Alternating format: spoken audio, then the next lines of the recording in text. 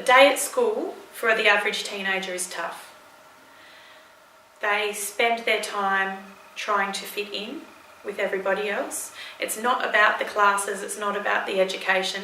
I found it really a little bit hard fitting in at first.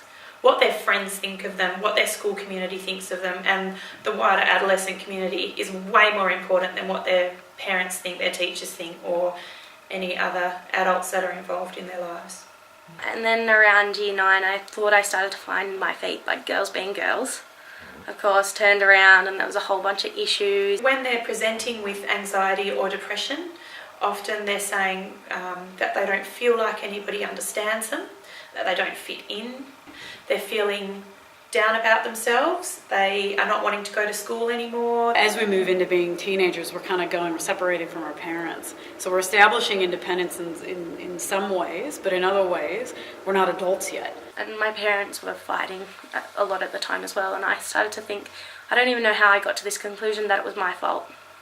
All humans have self-talk. We tell ourselves things about how others see us, about how we see ourselves, about how we fit into the community and how we fit into society. If you say to someone, I have depression, they freak out. I had 3 friends who, when I told them, didn't run away. 3. Most of the time, you don't actually feel anything. I found I didn't feel anything because I was too depressed to actually want to feel. It's mainly at night, I suppose, when there's no movies are out for the kids to watch.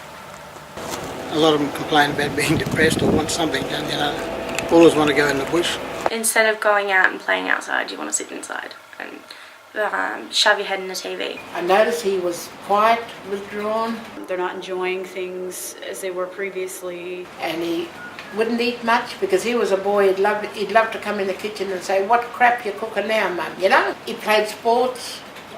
He loved his football, cricket, basketball. He stopped playing that. That's when we got to start thinking there's something wrong. You've got to start asking questions.